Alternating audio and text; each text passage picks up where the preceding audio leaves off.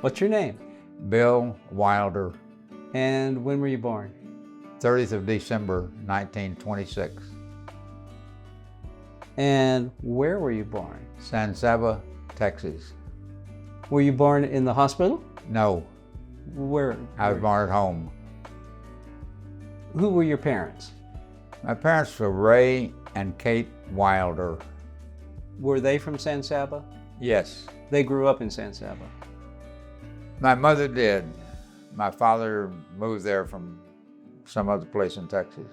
What did your father do for a living? He was a builder, contractor, carpenter.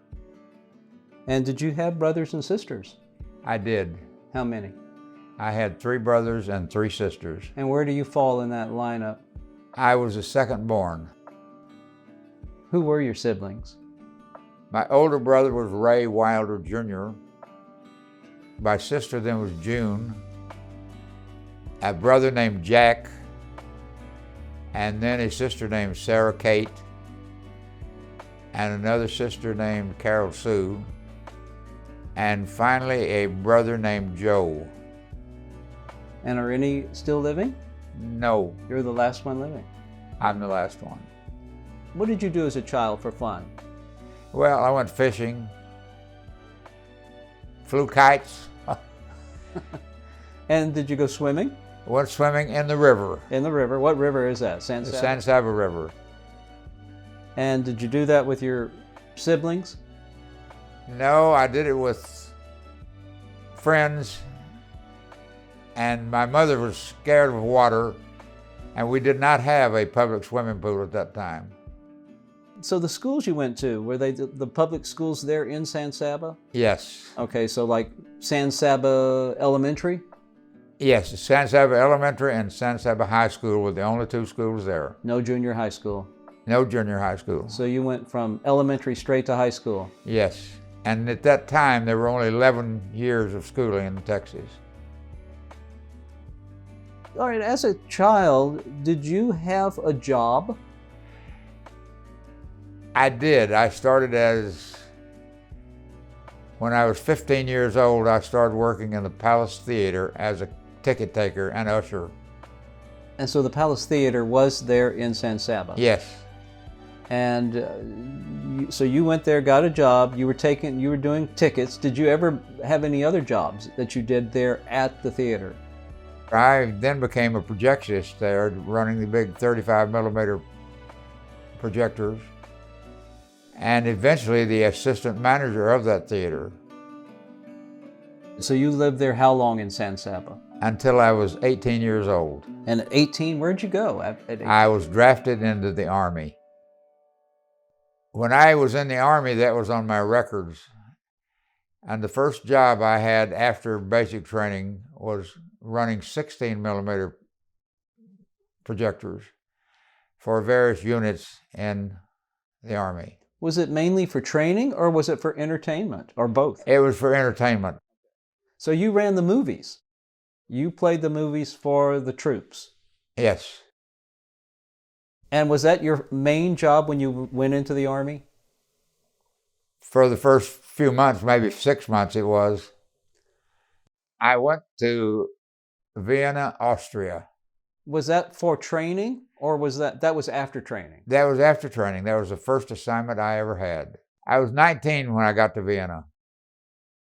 The war had been over for about 6 months when I got to Austria. And what was your job when you got to Austria? What did you do? That was the projectionist. I was transferred from Vienna to Salzburg, Austria, and I met my spouse in Salzburg. What's her name? Ernestine Grauwald. She was born and reared in Salzburg. Which is right there, pretty close to the German border, right? Yes, very close to the German border. All right, so you were stationed first in Vienna, and then you went to Salzburg, and that's how you met My wife. your yes. wife. And how did you meet her? Where were you when you met her? She was working for the Army as an interpreter. She spoke very good English, and had a very good job at that point. And then I was assigned to work in a castle that was built sometime in the 1300s. And eventually, she was assigned to that same castle as a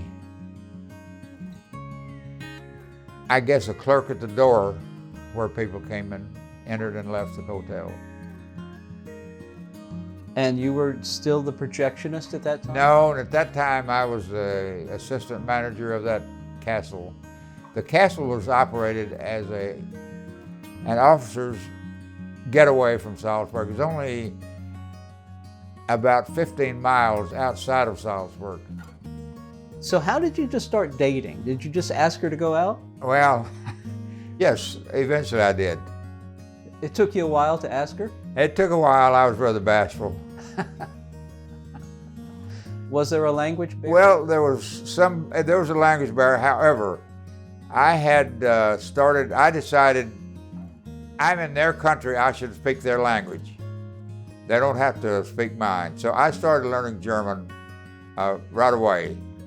And I could carry on somewhat of a conversation when I met her. But she spoke perfect English. So we had no problem with the language barrier. Was she glad that you learned? I think so. She was an only child. And her mother loved me. I think I was a son her mother never had. Oh. She really did. She was my Austrian mother. And we did really well together. And I eventually met the entire family before we got married. What about her father? Did you know her father? Her father died when she was 2.5 years old. Oh, so she was raised mainly by her mother. She was raised by her mother and her grandfather. And did you meet the grandfather? Yes, I did. He was a great old man. So you and Ernie, you start dating. Yes. And how long did you date? Approximately. It ended up being almost 3 years. 3 years of dating. Because it was a big job to get permission to marry in Austria in the Army.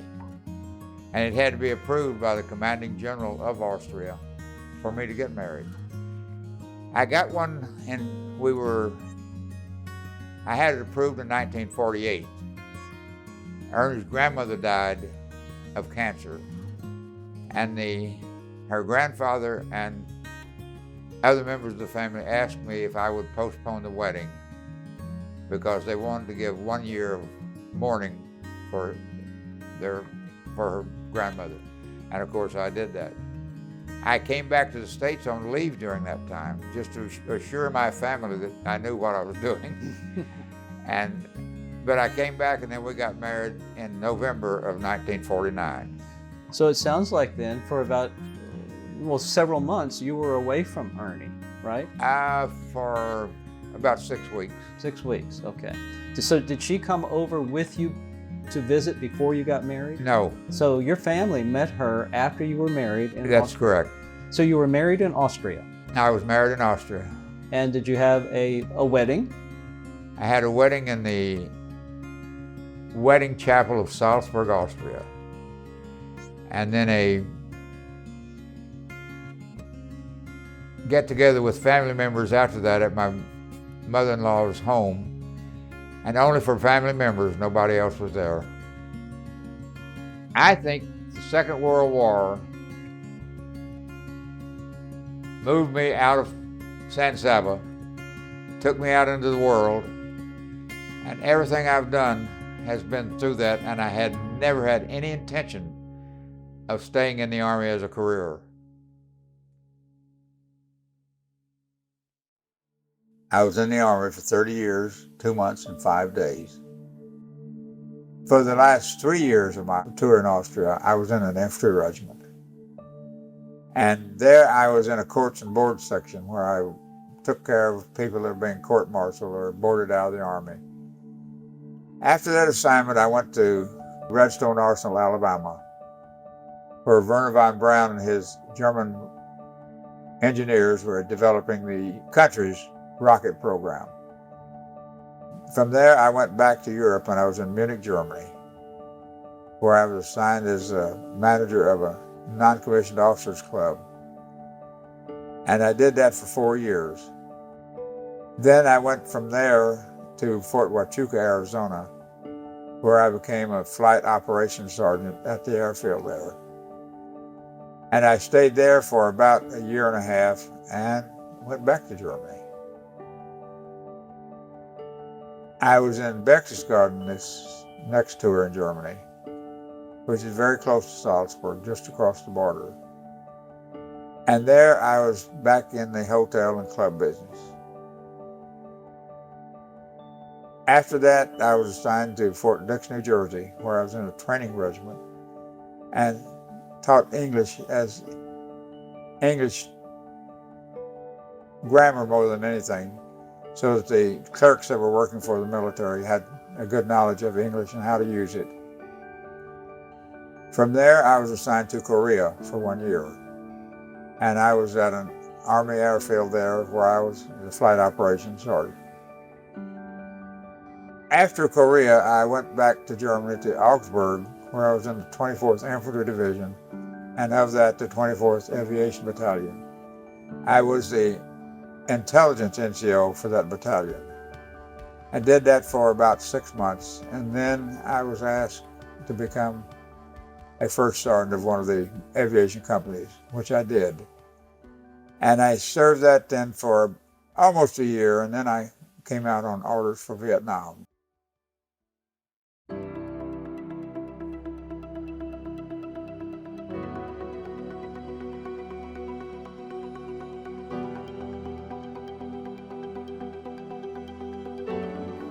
I served my first tour in Vietnam with the 1st Cavalry Division, where again, for the first 6 months, I was a company first sergeant, and then I moved out to our forward location where I was the operations sergeant for the group. I left there and again went back to Germany. And there the unit I was assigned to had no aviation by the time I got there. So I was transferred to an aviation battalion where I was the sergeant major of that battalion. And I spent a year there, and then I went back to Vietnam for my second tour, just after 1 year. I was then a first sergeant of a company in the Mekong Delta area for 1 year. And again, I went back to Germany after that tour and went back to the same aviation battalion where I left. There I was a first sergeant for 2 years, and I came back on orders for Vietnam for my third tour. I got to Vietnam and became first sergeant of a company that was just north of Saigon. But we deactivated that company, and I was assigned to an Army airfield in Da Nang. In Da Nang, I was a sergeant major of Marble Mountain Army Airfield for about 6 months. Then I came back, and that was in the summer of 1972. I went to Munich, where I'd left my family, and finally convinced the Army that that's where I should be assigned. I did stay there then for 3 years as the sergeant major of Munich military community. And then I came back to the United States to Fort Sam Houston, Texas, where I had entered the Army and retired on 1 September 1975.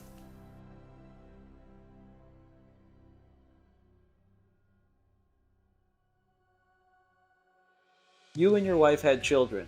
Tell us about them. Fred was born in 1952 on April the 14th. And what was his given name? Alfred Christian Wilder. And when was Bill born? Bill was born again in Salzburg, and he was born on April the 11th in 1957. And his name is William Ray Wilder.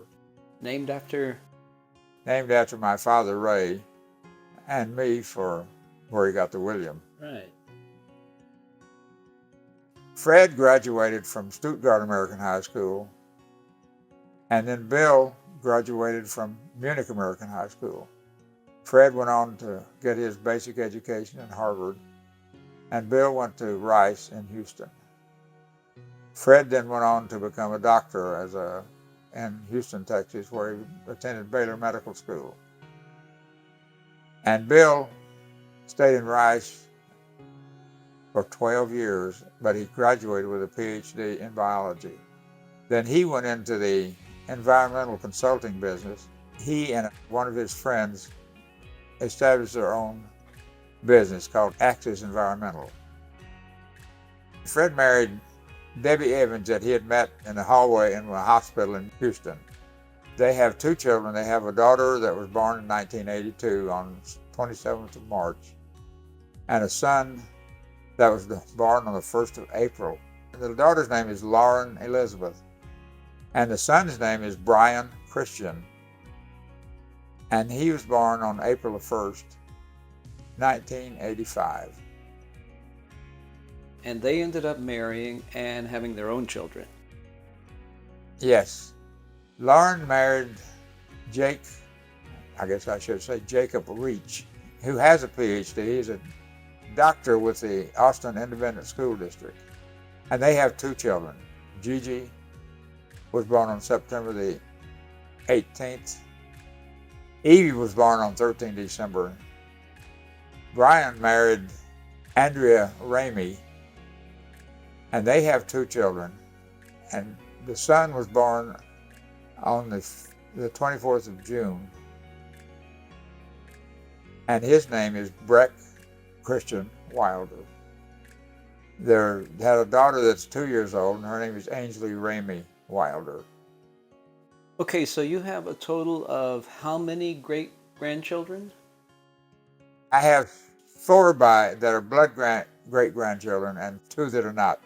2 that were born from the stepdaughter of Bill, that I've been their great-grandfather all their lives. And what are their names? Taylor is the oldest one, and Chase is the youngest one. All right, and this was from Bill's first marriage. That's from Bill's stepdaughter from his first marriage. Right. And what was Bill's first wife's name? Her first wife's name was Sherry Cox. Okay, and Bill eventually remarried. Who did he marry? He remarried Lisa Seiler, who was also an Army brat, and I've known her for 45 years. Her father was also a sergeant major by the time he retired. So you retired from the Army. What did you do after retiring?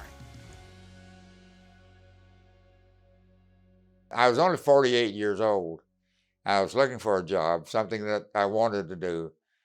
And I had been promised if I wanted to work for the Army and Air Force Exchange Service, I could do that. After not finding anything else, I was in Austin. I moved to Dallas and went to work for the Army and Air Force Exchange Service. I worked for them for 18 years until I retired in 1993. My grandchildren were in Austin, and I was going to move to Austin. They were planning to build a Sun City somewhere in the Austin area. It turned out to be in Georgetown. As soon as they opened it, I think the second day they started selling homes, I was down here and bought a home. This street was the first street ever opened in Sun City. And there's only myself and one other man, one of the family on this street that are still here, and he's also 95 years of age. When I got married, the only thing I had was a job. And I held on to that, and Ernie was happy with that. And she built my life, really and truly. Everything I did after I got to Austria, I owe to Ernie. She could never have done any more for me than she did, or for our lives. A lot of things we didn't accomplish that we meant to do, but we had 2 great sons, and she was very proud of them, and I am too. So the 65 years I spent with her were the most